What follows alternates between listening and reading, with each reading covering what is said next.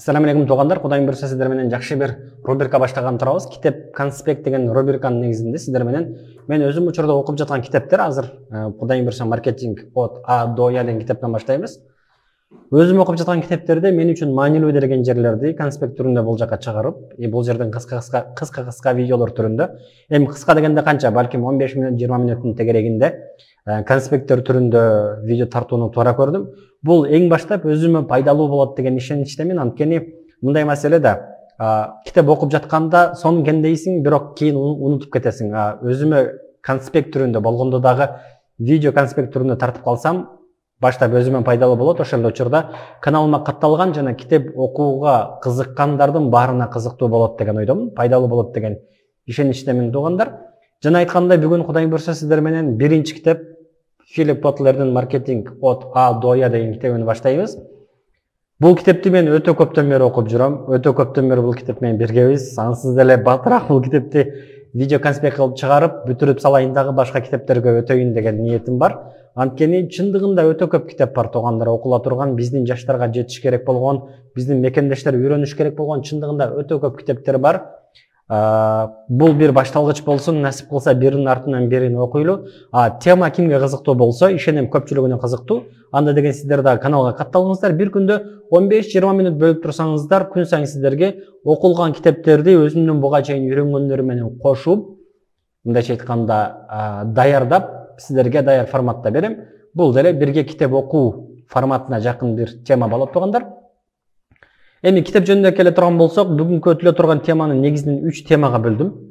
3 подтемага бөлдүм. Биринчиси китептин автору болгон Филипп Котлер ким? Биринчи маселе. Экинчиси бул кодойгон китеп кимдер үчүн, үчүнчүсү болсо, итак эле темабыз маркетинг болгон үчүн маркетинг деген эмне деген подтеманын негизинде сөз кылабыз. Бул 3 подтема биздин китепке киришүүгө чейинки предисловие менен введение киришүү сөзүндөн мен окуп түшүнгөн нерселерим.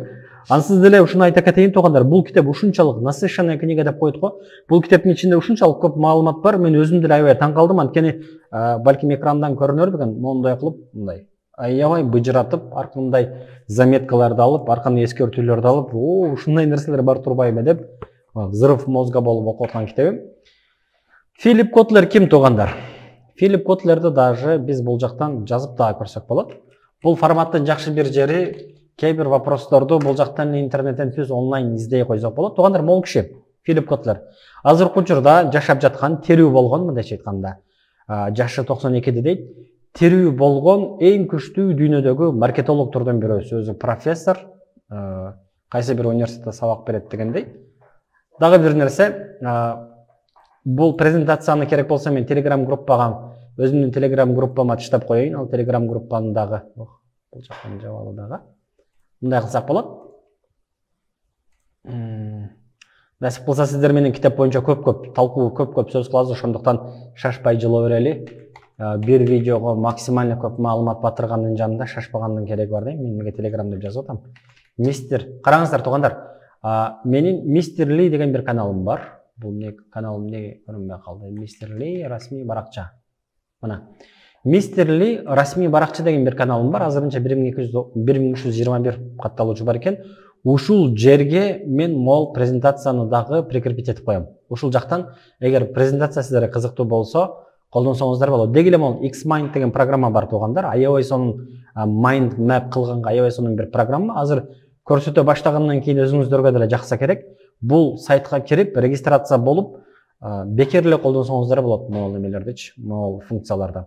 Биринчи бөлүм. Филипп Котлер 1931 жылы Чикагода туулган, азыркы учурда тирүү болгон америкалык эң чоң дүйнөдөгү маркетологдордун бирөөсү. Бул киши эмне деп айтат?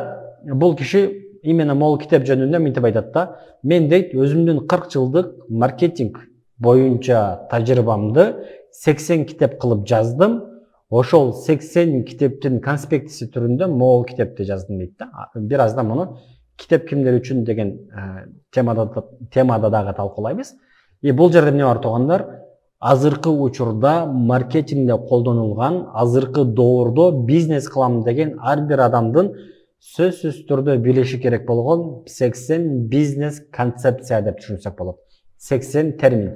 ушул 80 терминди ар бирибиз түшүнүп, андан кийин өзүбүздүн кылып жаткан бизнесибизге, бул обязательно бизнесте болушу шарт эмес туугандар, өзүбүздүн кылып жаткан жумушубузга байланыштырсак, анда деген мунун жыйынтыгын сөзсүз түрдө көрөбүз да.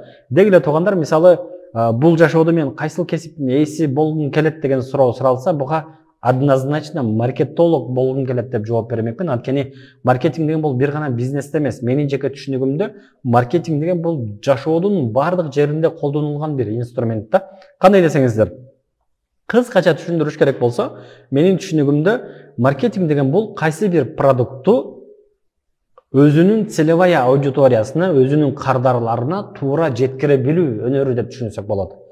Бул продукт деген обязательно сөзсүз түрдө колдон кармала турган, тиштеп көрө турган, кийип көрө турган, жеп көрө турган нерсе болушу шарт эмес. Бул продукт цифровой продукт болушу мүмкүн, кандайдыр бир китеп болушу мүмкүн, кандайдыр бир идея болушу мүмкүн, кандайдыр бир маалымат болушу мүмкүн. Иш кылып, продукт деген баягы орусча айтканда во всех смыслах этого слова продукта. Мисал дейли, балаңызды тарбиялап жатасыз. Бул деле бир маркетинг да, анткени өзүңүздүн туура билген кээ бир маалыматтарыңыз бар, өзүңүздүн жашоо көз карашыңыз бар, ушул нерсени балаңызга жеткире билишиңиз керек. Бул бир маркетинг. Же болбосо үйлөнгөнсүздөр, үй бүлөңүздөр бар, аял болсун, эркек болсун айырмасы жок. Үй бүлөнүн бактылуулугу үчүн өзүңүздөр бир нерсени билесиздер да. Бирок муну туура билген нерсеңиздерди в лоб эле айта салсаңыздар туура эмес болуп калат да. Өзүңүздөрдүн жолдошуңуздардын түшүнө турган бир тилинде маркетинг кылып суна билишиңиз керек. Же болбосо башка бирөөңүздөр дин жолунда жүрөсүздөр, диний маалыматтарды өзүнүн аудиториясына жеткирип билиш дагы бул өзүнчө бир маркетинг. Биз түз форматында алганда туугандар, албетте өзүбүздүн компаниянын чыгарган кайсы бир продуктусуну өзүбүздүн кардарларга жеткире билүү. Так что бул китептеги 80 инструментти алсак, бул жерде брендингден баштап толгон токой сонун инструменттер бар. Өзүбүздүн продуктка туура реализация кыла турган болсок, албетте сөзсүз түрдө пайдасын көрөбүз. Китеп кимдер үчүн дегенде, автор бул жерде 3 аудиторияны айтат. Бир аз чоң айтайын. Биринчиси, маркетингди түшүнгүсү келген менеджерлер, же болбосо жаш болочок ишкерлер. Жаңы жумуш баштап жаткан болсоңуздар, китеп окугандан пайда жок деп карабаңыздар туугандар. Иши кыла берейин, өзү болуп кетет деп ойлонбош керек. Китеп окуганын сөзсүз түрдө пайдасы тиет. Бул китеп өзгөчө пайдасы тиет деген ишеничтемин. Экинчиси туугандар, буга чейин маркетингди окуган, бирок азыркы тапта көп нерсе өзгөрүп кеткендигин түшүнгөндөр. Кесибиңиздер боюнча итак эле бир канча жылдан бери, белгилүү убакыттан бери маркетинг тармагында иштеп жүрөсүздөр, бирок чото менин билгендерим бир аз эскирип калды го десеңиздер, бул китепке сөзсүз түрдө көз жүгүртүп коюңуздар. Итак эле автор бул китепти мисалы карасаңыздар, азыр сиздер менен карап көрөлү. Китеп бир 200 беттин тегереги экен да. Бул китеп эмес, бул китептин конспекти деп түшүнсөңүздөр болот. 80 китептин конспектиси. Бир көз жүгүртүп чыксаңыздар, толгон токой пайдалуу нерселерди аласыздар деген ишеничтемин. Үчүнчүсү, бул китеп кимдер үчүн дегенде, көп жылдан бери профессионалдык деңгээлде маркетинг менен шугулданган, бирок акыркы кездерде колдонгон ыкмалары уже көп ишке жарабай баштаган. Бул экинчи менен бир аз окшош болушу мүмкүн, бирок бул уже көп жылдык тажрыйбаңар болсо деле бул китепти сөзсүз окуп койгула деген мааниде автор ушул 3 аудиторияны тандаптыр. Түшүнүктүүбү? Эми эң маанилүү суроолордун бирөөсү. Бул китепке киргенден мурун маркетинг деген эмне деген суроого жооп берип алышыбыз керек албетте. Каалайт элем, что маркетинг деген суроого мол азыр 29 подпункт бар экен. Буларды ачканымда по полочкам тизип берсин да, бирок тилекке каршы андай эмес. Анткени маркетинг эмне деген суроого берилген жоопторду мен чаржайып турдум. Мына мончо болуп кетти да, көрдүңүздөрбү? Ушулардын бардыгына бир аз чаржайып болуп калды, бирок окуп жатканда могул жерди мен өзүмдүн YouTube'дагы катталуучулар менен бөлүшүшүм керек, биздин жаштарга пайдалуу болот дегендерин жазып койдум. Биринчиси туугандар, көңүлүмдү бурган нерселердин бирөөсү, заманбап бизнестин көйгөйү туугандар, бул товардын жетишсиздиги эмес, наоборот, товардын слишком көп болгондугу, ассортименттин слишком көп болгондугу. Элементарно мындан бир 40-50 жыл мурункусун алып көрсөңүздөр, биздин күнүмдүк жашоодо колдонгон товарларыбыздын ассортименттери белгилүү эле өлчөмдө болчу. Аз болчу да, мындайча айтканда. Бирок арадан жылдар өттү, Кытай дүйнөгө эшигин ачты, Кытайда 10 миңдеген заводдор пайда болду. Бир аз тил билген, бир аз соображать эткендин бардыгы товар өндүрө ала баштады да. Жыйынтыгында эмне болуп атат? Жыйынтыгында ассортимент слишком көбөйүп кетти. Ошол эле Wildberries'ти ала турган болсок, туугандар, Wildberries'те азыр 45 миллион товар бар.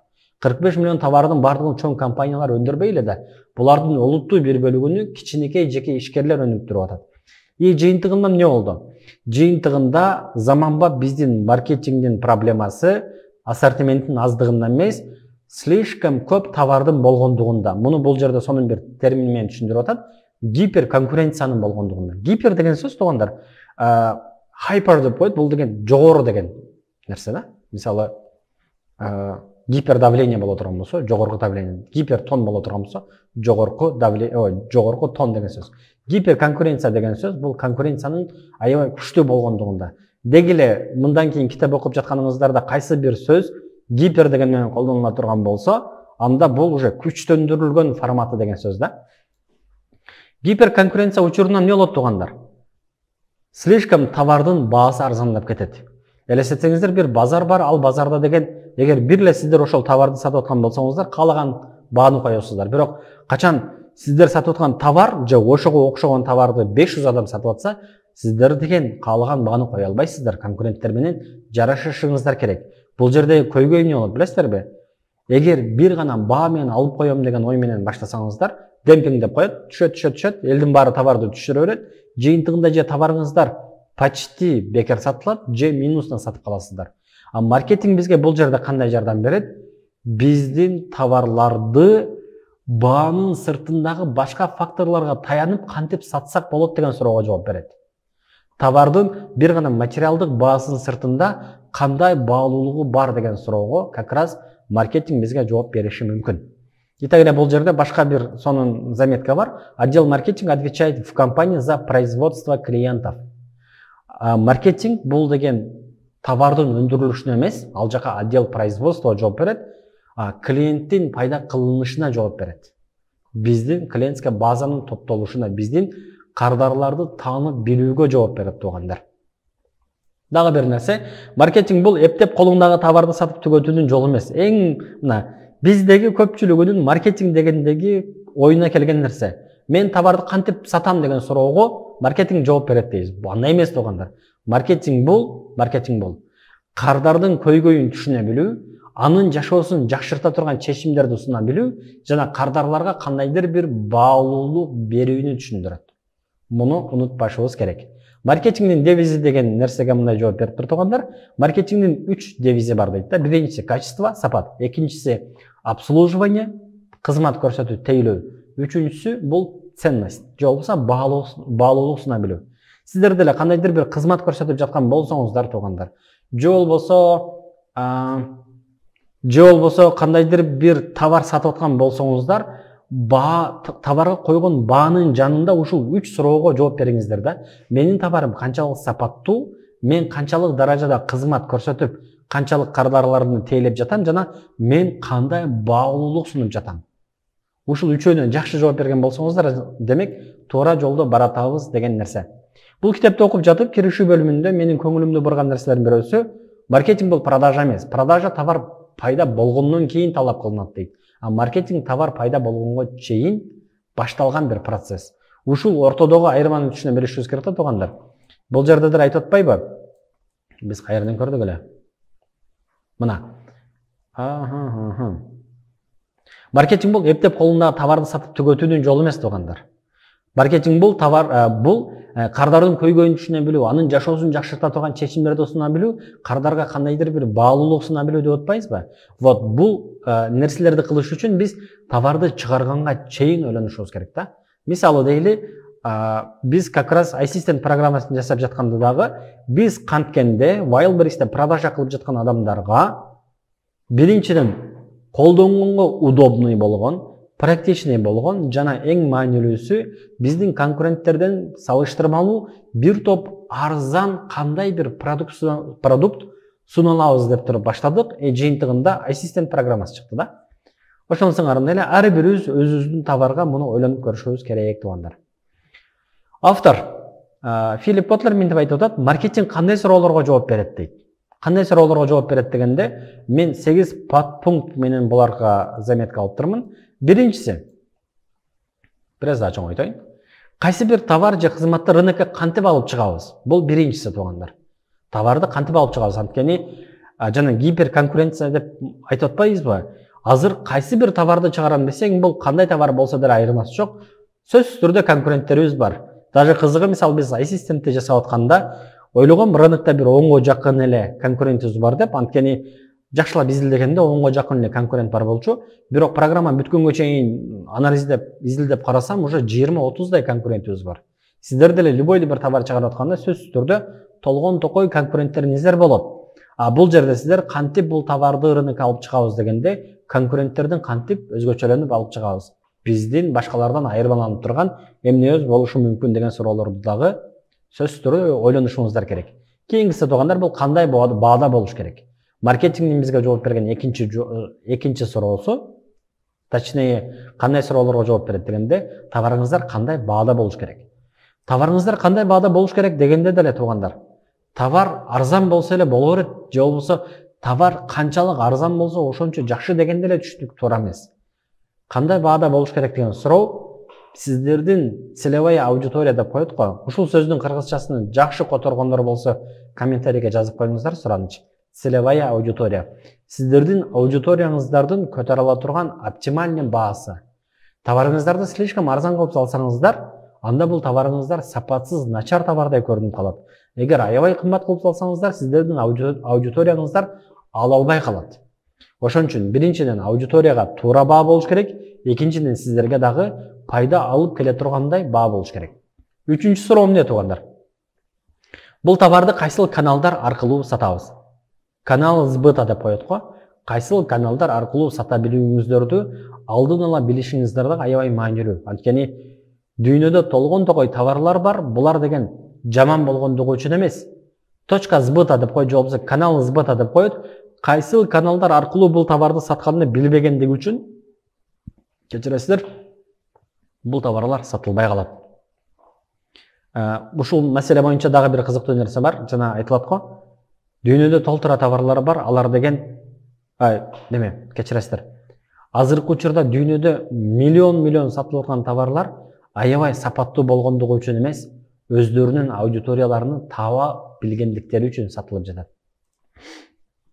Албетте, бул бир үстү менен байланышы бар. Бул товар же кызмат кандай жол менен продвижение кылабыз деген суроого жооп табышыңыздар керек.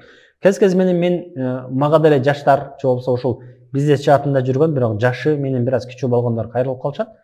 Вроде как аябай жакшы товарлары бар, бирок бул товарды кайсыл каналдар менен кандай продвижение кылганды билишпейт. Бул деген сөз, сонун товар чыгардым, бирок бул товар сатылбайт деген сөз.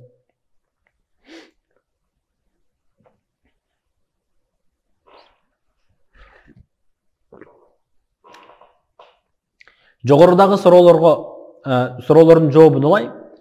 Биз жогорудагы суроолорго жооп бергенден кийин муну тупа эле кыла бербешибиз керек да. Ушул кылып жаткан жумуштарыбыз, ушул кылып жаткан ушул кылып жаткан кыймыл-аракеттерибиз канчалык бизге эффективдүү болуп жатат. Маркетинг как раз ушуну дагы эсептейт да. Өзгөчө могул нерсени унутпашыбыз керек туугандар. Албетте көпчүлүгүбүз мектепте тиги математиканын эмне кереги бар, анан логарифманын эмне кереги бар, тригонометриянын эмне кереги бар. Мен бул формуланы базарда картошка сатып алганда колдонуп берем деп ойлой беребиз, бирок туугандар, бизнес деген бул статистика менен иштей билүү да, цифралар менен иштей билүү. Кандайдыр бир действияны кылдык, ошол действиянын жыйынтыгында биз канчалык эффект ала алдык деген суроого жооп бериш да. Эми кичинекей форматта, кичинекей масштабта бизнес кылам, бир магазин ачам, ал жакта картошка, пияз сатып тиричилигимди көрөм десеңиздер, көп деле математиканын кереги жок. Бирок чоң масштабта бизнес кылам десеңиздер, чоң максаттарды койгон болсоңуздар, сөзсүз түрдө цифралар менен иштегенди, аналитика кылганды үйрөнүш керек. Бул жерде дагы айтылганы, жогоруда кылып жаткан кыймылдар бизге кандай жыйынтык берип жатат дегенде, цифралардын негизинде ойлонушубуз керек. Муну да инсайт деп койсо деле болот. Ушул инсайттарга таянып, биз товарды кантип дагы жакшыртсак болот, кантип оптимизация кылсак болот деген суроого жооп табышыбыз керек. Андан кийин эмне туугандар, маркетинг кандай суроого жооп берет дегенде, белгилүү бир убакыттан кийин дагы эле бул товарга спрос барбы? Эгер бар болсо канчалык өндүрүшүбүз керек? Эгер жок болсо кантип токтотушубуз керек деген суроого дагы жооп беришибиз керек. Как раз ушул тема менен байланыштуу өткөндө бир канча жолу видеолордо дагы айттым. Ошол эле Kodak компаниясы пленка чыгарып, Пленкадан 90% неме тапчу экен, прибыль тапчу экен, пайда көрчү экен.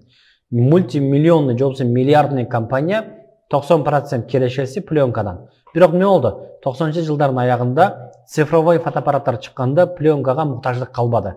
Ошончо даңкыйган Kodak компаниясы пленкага муктаждык калбай калгандыгын түшүнгөн жок дагы, тупо пленка чыгара берди. Алардын конкуренттери эмне кылды? Цифровойго өтүп кетти. Дал ушунун сыңарындай эле биз кайсы бир продуктубуз жакшы сатылып атса, муну кайсыл жерге чейин чеги бар экендигини түшүнүшүбүз керек туугандар. Вот. Уже 20 минут болуп кетти туугандар. Мен негизи бул видеолорду максимум 15 минуттун тегереге тартайын деп жаткам. Бирок бул жактагы айтыла тургандарды улантып кете берсем, биринчиден сиздер тажап кетесиздер, экинчиден аябай узап кетсе деле туура эмес. Ушул 20 минуттун тегереги менен бүтүрө берели. Кудайым буйрса, кийинки видеодо биз сиздерге кайра эле маркетинг эмне дегенди Лестер Вундерман деген кишинин сөзү менен уланта беребиз.